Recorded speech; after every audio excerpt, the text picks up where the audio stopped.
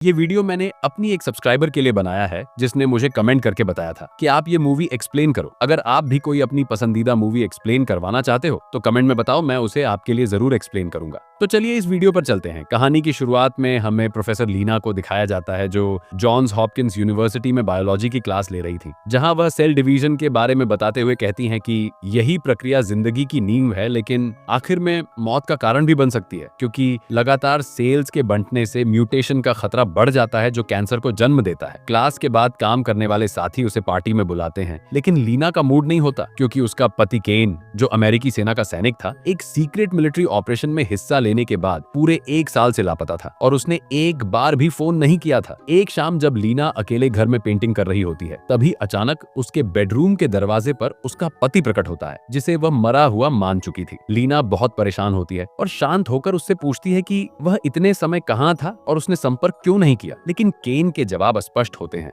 उसे कुछ याद नहीं होता। जैसे जैसे वे बात कर रहे होते हैं, केन बीमार महसूस करने लगता है और लीना देखती है कि जिस गिलास से उसने पानी पिया था उसमें से खून बह रहा है। लीना तुरंत उसे अस्पताल ले जाने के लिए निकल पड़ती है। रास्ते में केन की हालत बिगड़ती जाती है, उसे खून की उल्टी होने लगती है, ऐंठन होती है और उसके दिल और फेफड़ों के काम करने में दिक्कत होने लगती है। तभी सड़क पर कई पुलिस गाड़ियां और हथियारबंद हेलीकॉप्टर आकर रुकते हैं, जो पहले से तैयार लग रहे थे। उन्होंने एम्बुलेंस को जबरदस्ती रोककर केन और लीना को अपने साथ ले लिया। जब लीना होश में आती है तो खुद को एक आइसोलेशन रूम में पाती है, जहां एक साइकोलॉजिस्ट वेंट्रेस आता है, जिसे लीना के पास्ट के बारे में सब कुछ पता होता है, यहाँ तक कि उसके सेना में 7 साल काम करने का भी। लीना वकील से मिलने की मांग करती है, लेकिन वेंट्रेस तुरंत मना कर देता है और उसे हालात समझाने के लिए बेस के बाहर ले जाता है, जहां लीना एक विशाल रंगीन बैरियर देखकर हैरान रह जाती है, जो पानी पर तैरते बुलबुले या गैसोलीन जैसा लग रहा था। वेंट्रेस उसे बताता है कि यह ब्लैक वाटर पार्क के लाइट हाउस से टकराने के बाद बना था और तब से लगातार फैल रहा है। इसे टॉप सीक्रेट घोषित किया गया था और सेना ने जांच के लिए बहुत से लोग भेजे थे, लेकिन कोई भी जिंदा नहीं लौटा और अब यह बैरियर बेस तक फैलने वाला है, जिससे पूरी दुनिया खत्म हो सकती है। लीना को समझ आता है कि उसके पति ने 1 साल पहले इसी बैरियर की जांच के लिए वॉलंटियर किया था और वह अकेला बचा हुआ व्यक्ति है। वेंट्रेस लीना को 2 विकल्प देता है, या तो अपने पति को छोड़कर गोपनीयता समझौते पर हस्ताक्षर करके घर चली जाए, या एक बायोलॉजिस्ट के तौर पर बैरियर के अंदर जाकर इसका रहस्य सुलझाए और केन की जान बचाए। उस रात लीना को समझ नहीं आता कि उसका पति ऐसे खतरनाक मिशन में क्यों गया। तभी एक अजीब औरत उसे बुलाने आती है, जहां उसे पता चलता है कि ये सभी लोग वॉलंटियर हैं, कुछ जियोलॉजिस्ट, कुछ फिजिसिस्ट और कुछ रिटायर्ड मेडिक, जो 1 हफ्ते में बैरियर के अंदर जांच करने वाले हैं और टीम की लीडर वेंट्रेस होगी। उन्होंने केन के बारे में भी बताया कि जब वह पहली बार आया था तो कुछ अजीब लग रहा था, जिससे लीना को अंदाजा होता है कि उसका पति शायद जानबूझकर इस सुसाइड मिशन में शामिल हुआ था। अगले दिन लीना ने बैरियर के अंदर जांच में हिस्सा लेने के लिए अप्लाई कर दिया और 6 दिन बाद 5 लोगों की टीम बैरियर के अंदर दाखिल हुई, लेकिन जैसे ही वे अंदर पहुंचे उन्हें एक अजीब घटना का सामना करना पड़ा। उन्हें बैरियर में घुसने की याद नहीं थी, यहाँ तक कि कैंप कब लगाया गया था ये भी याद नहीं था। वे सब भूल चुके थे। उन्होंने खाए गए खाने की मात्रा से अंदाजा लगाया कि वे कम से कम 4 दिनों से वहां हैं। फिजिसिस्ट जोशी ने पाया कि उनके कम्युनिकेशन डिवाइस काम तो कर रहे थे, लेकिन सिग्नल भेज नहीं पा रहे थे और कंपास भी खराब हो गया था। किस्मत से टीम में एक जियोलॉजिस्ट थी, जिसने बताया कि वे ब्लैक वाटर नेशनल पार्क में हैं और समुद्र तट के साथ दक्षिण की ओर बढ़ने पर लाइट हाउस तक पहुंच जाएंगे। दक्षिण का पता लगाने के लिए घड़ी की घंटे वाली सुई को सूरज की ओर करना था, जहां वह 12 पर खत्म होती है, वह दक्षिण होता है। ये तरीका सिर्फ उत्तरी गोलार्ध में काम करता है। नेविगेशन की समस्या हल होने के बाद टीम आगे बढ़ी और एक दलदल में पहुंची, जहां एक खाली लकड़ी की झोपड़ी थी, जिसकी बाढ़ अजीब फूलों से ढकी थी, जो एक साथ उग रहे थे लेकिन एक जैसे नहीं थे। लीना ने इसे बायोलॉजी में मेटामॉर्फोसिस बताया, जो लगातार सेलुलर म्यूटेशन के कारण होता है। झोपड़ी में जोशी को कुछ नहीं मिला, लेकिन अचानक उसे जोर से अंदर खींच लिया गया। लीना ने देखा और बचाने दौड़ी। उसने जोशी को पानी में देखा, जो मदद के लिए चिल्ला रही थी और ऐसा लग रहा था जैसे पानी के नीचे किसी चीज ने उसे काट लिया हो। लीना ने हिम्मत करके पानी में छलांग लगाई और जोशी को बचा लिया। जोशी ने बताया कि पानी में एक बहुत बड़ा जीव है जिसने उसका बैग काट लिया था। तभी एक विशाल म्यूटेटेड मगरमच्छ दरवाजे से बाहर आया, जिसके मुंह में शार्क के दांतों की एक लाइन थी। मेडिक आन्या ने पहले गोली चलाई, लेकिन मगरमच्छ ने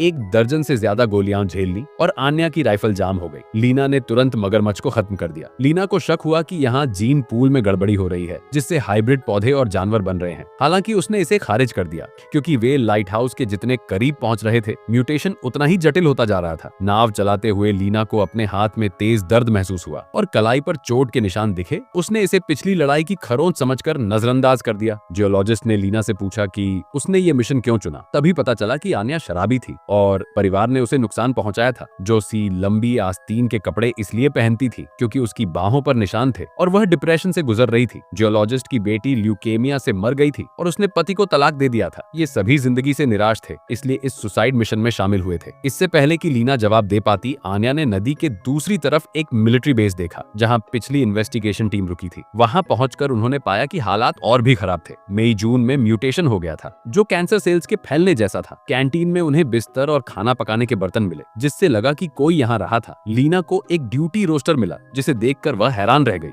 वेंट्रेस को टेबल पर एक मेमोरी कार्ड मिला जिस पर लिखा था बाद में आने वालों के लिए। कैमरे में डालने पर वीडियो में केन को चाकू पकड़े एक टीममेट का पेट काटते देखा गया, जबकि वह अभी भी जिंदा था। पेट काटने के बाद उसने उसे हाथों से फाड़ दिया और आंतें बाहर आ गईं, जो जिंदा होकर सांप की तरह हिल रही थी। आन्या ने कैमरा बंद कर दिया और कहा कि यह लाइटिंग इफेक्ट वाला प्रैंक वीडियो है। टीम को स्विमिंग पूल मिला जहां यह घटना हुई थी। वहां फटी हुई लाश पड़ी थी जिसके अंदरूनी अंगों पर फफूंद उगाई थी और वह कलात्मक आकार में बदल गई थी। जोशी डर गई और बोलने से मना कर दिया। देर रात लीना को केन के जाने से पहले की याद आई जब वह उदास लग रहा था और उसने कहा था कि वह हमेशा लीना से प्यार करता है। लीना ने पाया कि लाश के सेल्स अभी भी डिवाइड हो रहे थे जैसे कैंसर सेल्स हों। लीना ने वेंट्रेस से पूछा कि केन ने ऐसा मिशन क्यों चुना, तो वेंट्रेस ने बताया कि साइकोलॉजिकली लोग खुद को नुकसान पहुंचाने के तरीके ढूंढते हैं और शायद लीना के स्कूल के अफेयर के बारे में पता चलने के बाद केन ने यह कदम उठाया। वेंट्रेस ने कहा कि बायोलॉजिकल नजरिए से हर सेल में एक सेल्फ डिस्ट्रक्ट जीन होता है। तभी दूर से आवाज आई और लीना ने देखा कि बेस की कांटेदार तार टूट गई थी और कुछ निकल गया था। अचानक एक विशाल काला भालू जियोलॉजिस्ट को उठाकर ले गया। टीम ने रात में जंगल में जाने की हिम्मत नहीं की। अगले दिन वेंट्रेस ने लाइट हाउस की ओर बढ़ने का फैसला किया क्योंकि उसका मुख्य मिशन वहीं पहुंचना था। आन्या और दूसरों ने पीछे हटने की सोची, लेकिन लीना ने समझाया कि वापस लौटना ज्यादा खतरनाक है और उन्हें लाइट हाउस की ओर बढ़ते रहना चाहिए। असल में वेंट्रेस को कैंसर था और उसका जिंदा बचने का कोई इरादा नहीं था। जंगल में घुसने के बाद उन्हें जियोलॉजिस्ट के जूते मिले। लीना ने सर्च किया और उसे जियोलॉजिस्ट की लाश मिली जिसका निचला शरीर खा लिया गया था। रास्ते में उन्हें इंसानों जैसे आकार वाले पौधों का झुंड मिला जो प्राकृतिक रूप से ऐसे थे। जोशी ने समझाया कि बैरियर प्रिज्म की तरह काम कर रहा है जो हर चीज को रिफ्लेक्ट कर रहा है, प्रकाश, डीएनए, जीन, और इसी वजह से अलग अलग प्रजातियों के जीन आपस में मिल रहे हैं। ये एक जीन बैंक की तरह है। बाद में टीम को एक घर मिला जो लीना का अपना घर था। बैरियर ने उसकी यादों को भी रिफ्लेक्ट कर दिया था। लीना ने टीम को इसके बारे में नहीं बताया ताकि पैनिक न फैले। देर रात लीना ने अपने हाथ पर चाकू से वार किया। उसे अपना खून चेक करना था। रिपोर्ट में उसके शरीर में एब्नॉर्मलिटीज दिखी। उसके सेल्स कैंसर की तरह बिना कंट्रोल के डिवाइड हो रहे थे। टीम की पहली मेंबर जो पागल हुई वह आन्या थी। जब सब सो रहे थे, आन्या ने उन्हें बांध दिया। जियोलॉजिस्ट को भालू ने मार डाला था, लेकिन सिर्फ लीना ने देखा था। लीना को ही उसकी बॉडी मिली थी, इसलिए आन्या को शक था कि लीना ही पागल है और उसने जियोलॉजिस्ट को मारा है। इसके अलावा लीना ने केन के साथ अपने रिश्ते को छुपाया था। क्या लीना अब अपने पागल पति की तरह हो जाएगी? जैसे ही आन्या और उत्तेजित हो रही थी, दरवाजे के बाहर से जियोलॉजिस्ट की मदद के लिए आवाज आई। आन्या उम्मीद से बाहर भागी, लेकिन आवाज एक भयानक भालू की दहाड़ में बदल गई। एक डरावना काला भालू अंदर आया जिसके चेहरे पर मांस नहीं था, बिल्कुल झोंबी जैसा। उसने अपने शिकार को लुभाने के लिए मदद की पुकार का इस्तेमाल किया था। आन्या ने हमला किया, लेकिन भालू ने उस पर घातक हमला कर दिया। आन्या की मौत भयानक थी। इसके बाद जोशी ने आन्या की राइफल से भालू को मार डाला। आन्या के पागलपन से वेंट्रेस को एहसास हुआ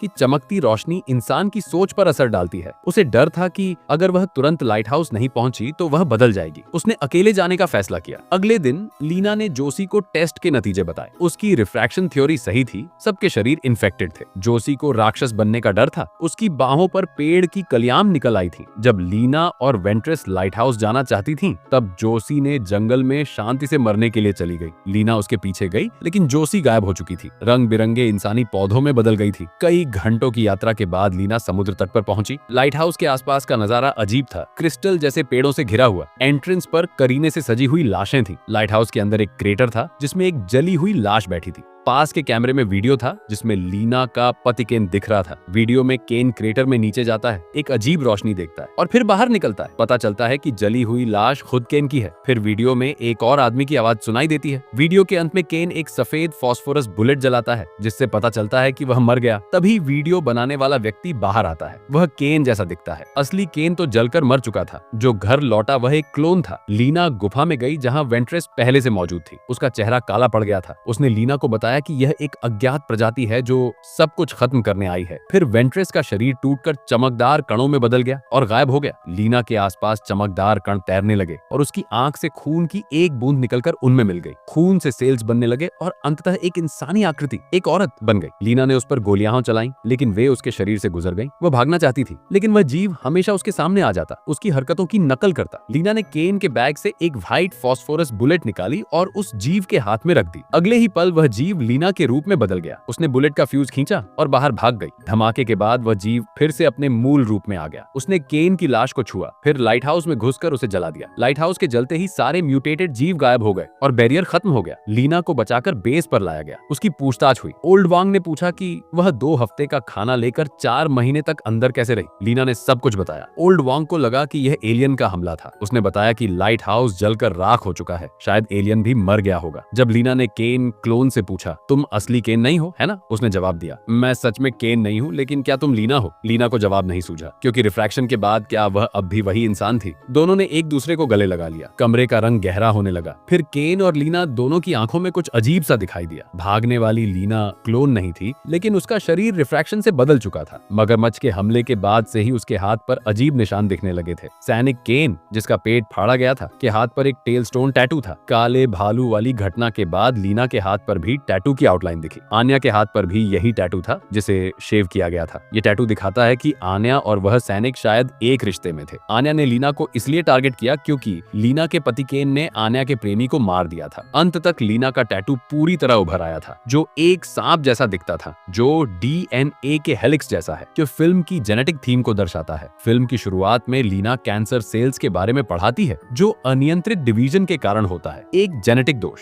फ्लैश की सबसे बड़ी शक्ति रेप्लिकेशन, प्रतिकृति बनाना है। उसने लीना और केन के आखिरी जेनेटिक दोष, टेलोमेयर सीमा, को ठीक कर दिया जिससे वे अमर हो गए। वेंट्रेस को फ्लैश ने क्यों नहीं चुना? क्योंकि वेंट्रेस समेत ज्यादातर टीम के सदस्य मनोवैज्ञानिक रूप से आत्मघाती थे। आन्या शराबी परिवार से थी, जोसी डिप्रेशन से पीड़ित थी, जियोलॉजिस्ट अपनी बेटी को खो चुकी थी। फ्लैश शारीरिक दोष तो ठीक कर सकता था लेकिन मानसिक आत्मघाती प्रवृत्ति को नहीं। लीना में जीने की प्रबल इच्छा थी, इसलिए फ्लैश ने उसे चुना। असली केन भी एक असफल प्रतिकृति थी क्योंकि वह भी मानसिक रूप से टूट चुका था। अंत में केन और लीना एक नई प्रजाति के रूप में बदल गए, अमर, परिवर्तित और एक दूसरे की प्रतिकृति। और इसी के साथ ये फिल्म यहीं समाप्त हो जाती है। तो दोस्तों, कैसे लगी आपको हमारी ये एक्सप्लेनेशन? वीडियो हमें कमेंट में जरूर बताएं और वीडियो को लाइक करके चैनल को सब्सक्राइब करें। मिलते हैं नेक्स्ट वीडियो में।